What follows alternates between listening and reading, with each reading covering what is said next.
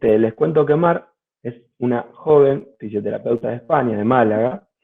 Tiene 23 años, máster en neurociencias, máster en investigación, y ahora su práctica actual está dedicada a la clínica de pacientes con dolor crónico musculoesquelético y es investigadora del grupo de investigación de la Universidad de Málaga.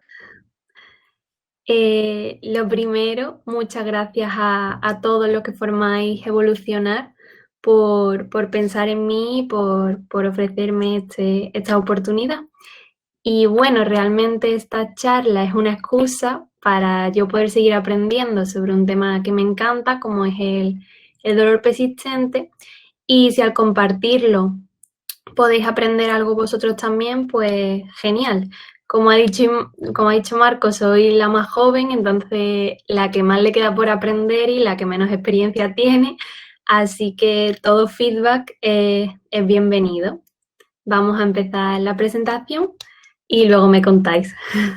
Entonces, ¿es todo bien? Adelante, adelante, adelante. Vamos. Vale, vale. Tú me paras si pasa cualquier cosa.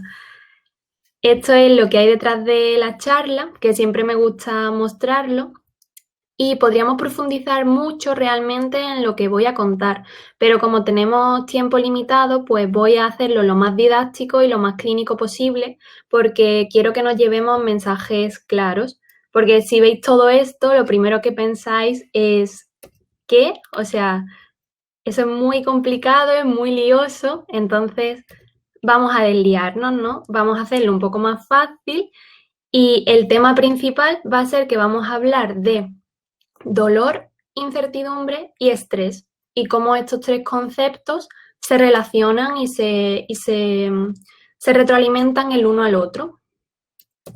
Vamos a empezar por el final, en vez de por el principio, con la carga alostática. ¿Qué es?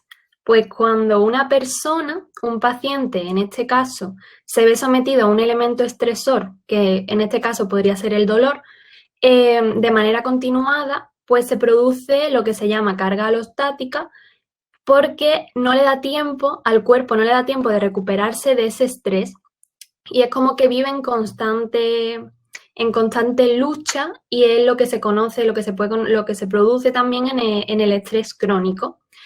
¿Qué pasa en este estado? Que la persona, cuando está en este proceso, no es capaz de reponerse de ese estrés y cualquier estímulo, por pequeño que sea, y aunque antes no nos provocara problemas, pues ahora el cuerpo reacciona muy, muy fuertemente. A lo mejor con el término resulta difícil entenderlo, pero seguro que esto os suena más.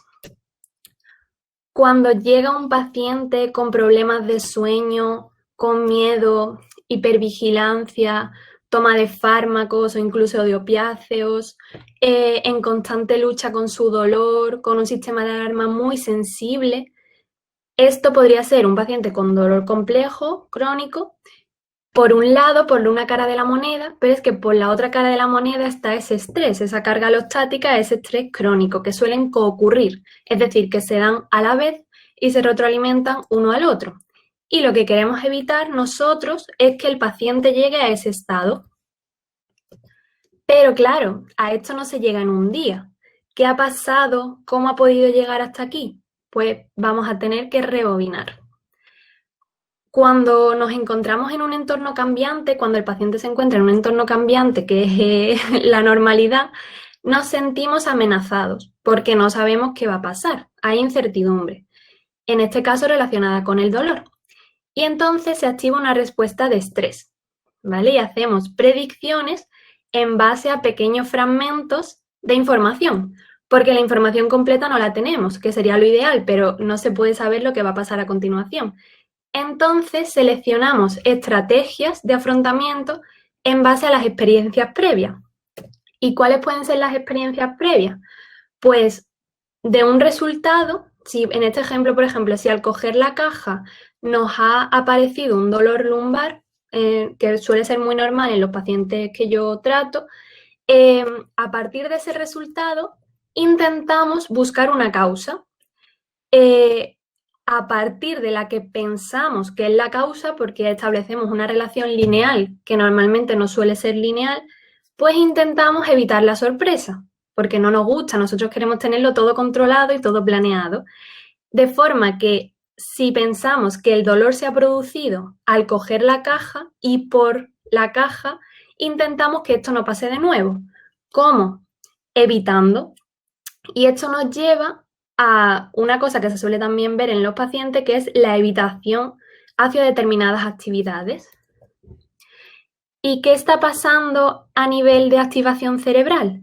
Pues simplificándolo mucho, ante esta situación de no control, de incertidumbre, en este caso relacionada con el dolor, de no información, de no saber qué va a pasar, sentimos amenaza, nos sentimos amenazados. Entonces, hay áreas que lo que hacen es evaluar el grado de incertidumbre, otras que responden a las amenazas para el bienestar y lo que hace es que se genera una respuesta de estrés donde entra en juego el aprendizaje y la hipervigilancia, entre otras cosas.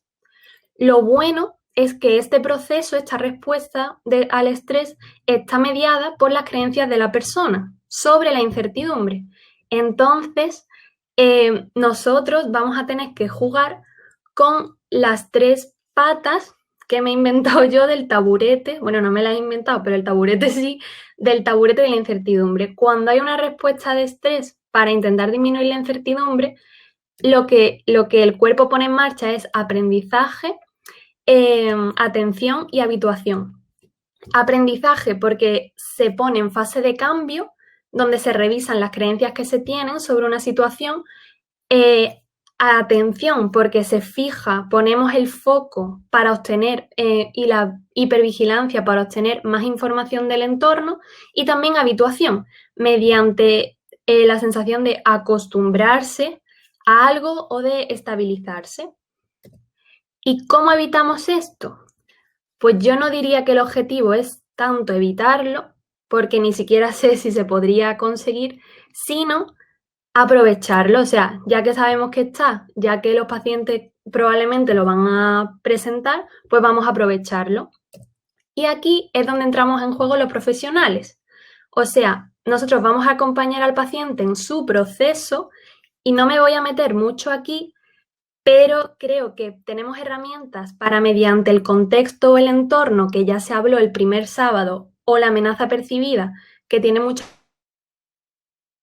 vínculo terapéutico que se habló el segundo sábado, tenemos herramientas, como he dicho, para, usando tanto el contexto y el entorno como disminuyendo la amenaza percibida, conducir al paciente hacia el camino del manejo de su dolor en vez de al de la carga alostática que hemos hablado antes.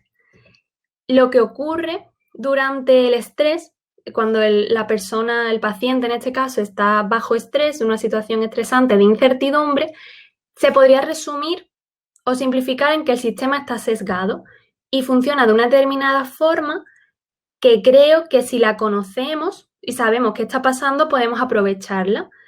Para cada problema, digamos, yo voy a daros mi punto de vista y cómo lo aprovecharía yo. Pero como he dicho antes, después debatimos todo lo que queráis y ya me contáis cómo lo veis. Entonces, lo primero que pasa es que las situaciones o estímulos que son potencialmente peligrosos se perciben como muy amenazantes. Eso es un hecho. El paciente lo ve y nosotros lo vemos mucho en consulta. Entonces, ¿cómo aprovechamos esto? Pues, por ejemplo, se podría usar la exposición gradual. O sea, que el paciente vaya viendo que un movimiento que percibe como muy peligroso, mediante la exposición a él, se da cuenta de que no lo es tanto y intentaríamos disminuir mediante eso la percepción de la amenaza. Otra cosa que suele pasar es que se prioriza la información sensorial, de forma que se produce una modulación descendente hacia la facilitación. ¿Cómo se podía aprovechar esto? Pues con terapia manual, con técnicas de modificación de síntomas, o sea, usando ese foco en los estímulos sensoriales para informar al sistema de que, bueno, que tú estás poniendo el foco en los estímulos, pues yo te voy a dar estímulos placenteros, o a lo mejor no placenteros, pero que no te hagan despertar más dolor, que no te hagan percibir amenaza y aumentar la intensidad del dolor.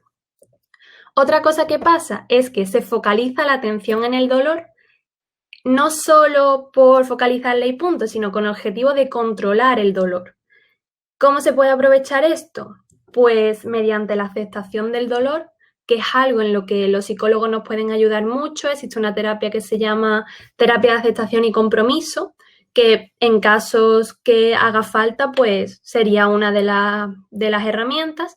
Y por nuestra parte, como fisioterapeutas, por ejemplo, podríamos usar estrategias de distracción, que de hecho se usan mucho en consulta, para que el paciente se siga centrando en algo, porque ya hemos visto que una de las patas del taburete es la atención y la hipervigilancia, pero que ese algo no sea el dolor y que al menos intente controlar otra cosa que no sea el dolor, desviando su atención.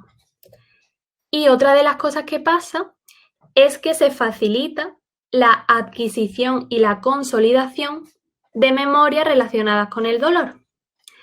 ¿Cómo podemos aprovechar esto?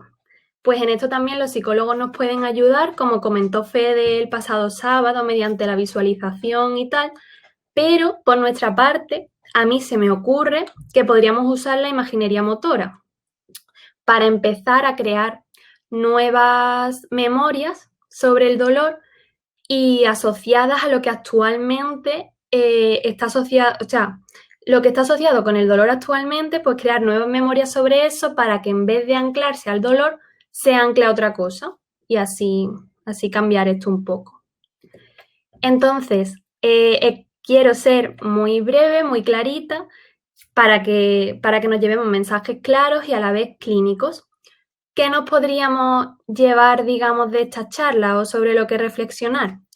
Pues que podemos ayudar al paciente a gestionar esa incertidumbre relacionada con el dolor para que no le provoque más problema, para que no llegue a esa carga alostática que hemos llamado, para que no llegue al estrés o al dolor crónico, que ya hemos visto que se relacionan y se retroalimentan uno al otro. ¿Y esto cómo se hace? Pues reconceptualizando las creencias del paciente sobre su estado, tanto actual como futuro. ¿Cómo lo hacemos?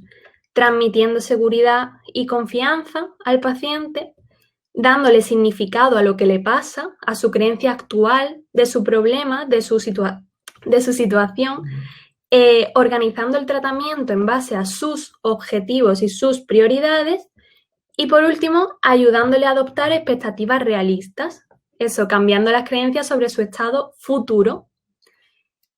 Y bueno, hoy hemos hablado de la incertidumbre del profesional, digamos, del paciente, pero si queréis más información sobre la incertidumbre del profesional, pues también hablé de eso y lo podéis encontrar también en YouTube. Así que bueno, esto sería todo por hoy. Ya os digo, podríamos profundizar mucho más, pero he querido ser muy concisa, muy clara y con mensajes directos.